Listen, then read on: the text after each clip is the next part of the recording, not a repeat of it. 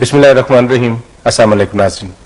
Programme اسلام اور انسان کے ساتھ میں ہوں آپ کا میزبان ریاض خان، اور آج جس موضوع پر ہم بات کریں گے وہ ہے اسلام اور مقام صدیق اکبر. اس موضوع پر ہمارے ساتھ گفتگو کرنے کے لیے ایک دفعہ پھر ہمارے اسٹوڈیوز میں موجود ہیں معروف عالم دین حافظ علامہ شفاعت رسول. السلام علیکم علامہ صاحب. وعلیکم السلام ورحمۃ اللہ. علامہ صاحب تھینک یو ویری مچ کہ آپ ایک دفعہ پھر تشریف لائے ہمارے اسٹوڈیوز میں.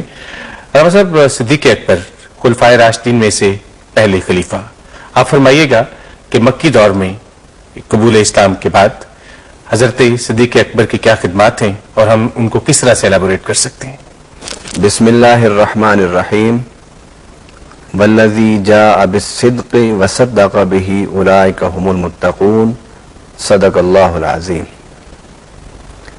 سیدنا ابو بکر صدیق رضی اللہ تعالی عنہ ایک سفر تجارت میں تھے. آپ نے خواب دیکھا اور دوران سفر آپ نے اس کی تعبیر اہل کتاب میں سے کسی ایک راہب سے پوچھی.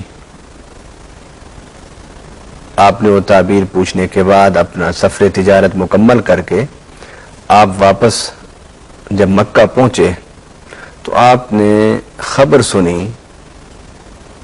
کہ محمد بن عبداللہ صلی اللہ علیہ وسلم نے اعلان نبوت فرمایا ہے.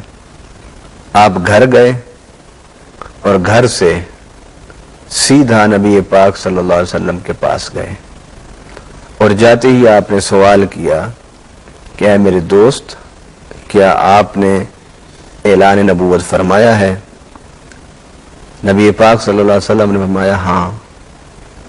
تو سیدنا صدیق اکبر رضی اللہ تعالی عنہ نے کہا کہ آپ نے اتنا بڑا دعویٰ کیا ہے تو اس دعوے کا کوئی نہ کوئی ثبوت، اس دعوے پر کوئی نہ کوئی دلیل آپ کو دینی چاہیے.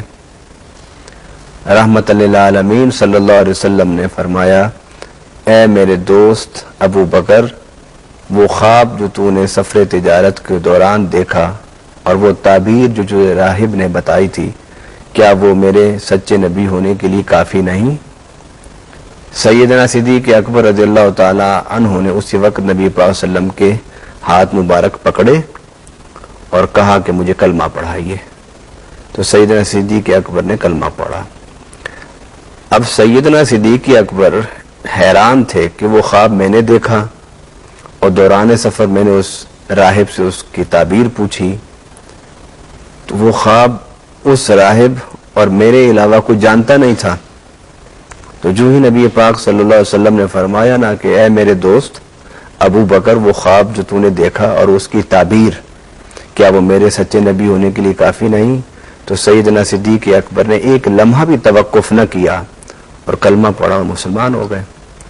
گویا سیدنا ابو بکر صدیق رضی اللہ تعالی عنہ کو یہ شان، یہ عظمت، یہ فضیلت حاصل ہے اللہ کے خاص کرم سے کہ آپ مردوں میں سب سے پہلے آپ نے نبی پاک صلی اللہ علیہ وسلم کی نبوت، رسالت اور اللہ کی وحدت کی گواہی دیتے ہوئے کلمہ پڑھا.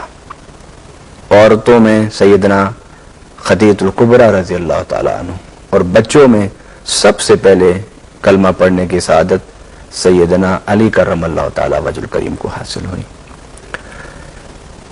یہ تو وہ دور تھا کہ جس میں صرف محنت ہی محنت تھی، کوشش ہی کوشش تھی، جد و جہد ہی جد و جہد تھی. بلکہ اگر میں یوں کہوں کہ اسلام اس دور میں قبول کرنا اور کلمہ پڑھنا گویا اپنے آپ کو کفار کے تشدد کے لیے پیش کرنا تھا. اس دور میں کلمہ پڑھنا اپنا جان، مال، اولاد سب کچھ قربان کرنا تھا. بہت مشکل وقت تھا، بہت کٹھن وقت تھا.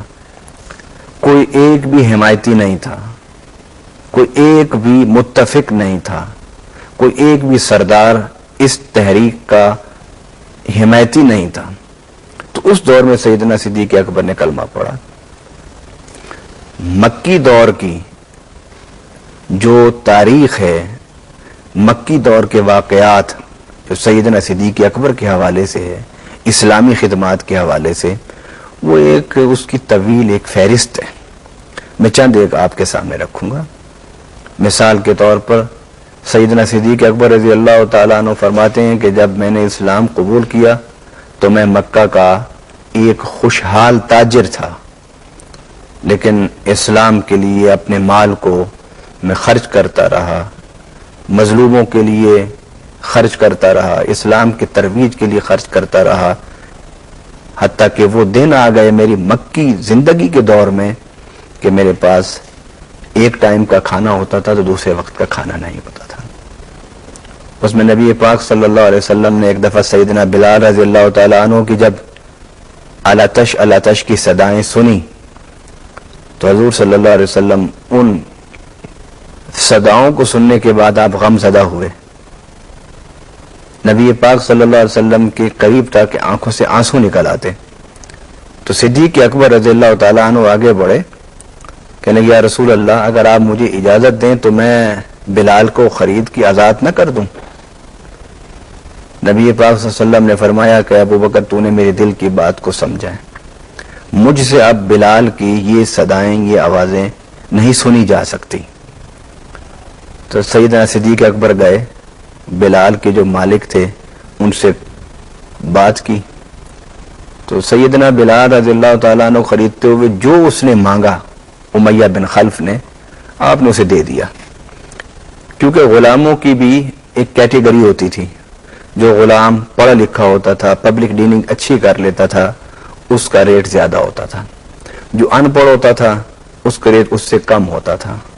تو سیدنا بلال رضی اللہ تعالیٰ عنہ غلاموں کی اس کیٹیگری میں آتے تھے کہ جن کا ریٹ کم تھا، کیونکہ وہ مزدوری کے علاوہ اور کوئی کام نہیں کر سکتے تھے، بول چال ان کی جو تھی وہ زبان پر انگارے رکھنے سے وہ متاثر ہو گئی۔ تو امیہ بن خلف جو کچھ کہتا رہا، سیدنا بلال نے اسے قبول کیا اس ریٹ کو اور اسے دے دیا، اور سیدنا بلال کا ہاتھ پکڑا اور لے کے چلنے لگے۔ تو امیہ نے پیچھے سے آواز دی کہ ابو بکر میں تو تمہیں مکہ کا سمجھدار تاجر سمجھتا تھا کہ تم صحیح سودا کر لیتے ہو، آج تم نے کیا کیا ہے کہ کم قیمت کا غلام کتنی زیادہ قیمت میں تم مجھ سے خرید کے جا رہے ہو، مجھے تو ایسا لگتا ہے کہ تمہیں تجارت کرنا ہی بھول گیا ہے۔ سیدنا صدیق اکبر رضی اللہ تعالیٰ انہوں نے پلٹ کے اس کو جواب دیا، تجھے نہیں پتا کہ میں نے کیا خریدا ہے آج؟ اس نے پوچھا کیا تم نے خریدا ہے؟ بلال ہی تو خریدا ہے، ایک کالے رنگ کا غلام جو لکھ پڑھنے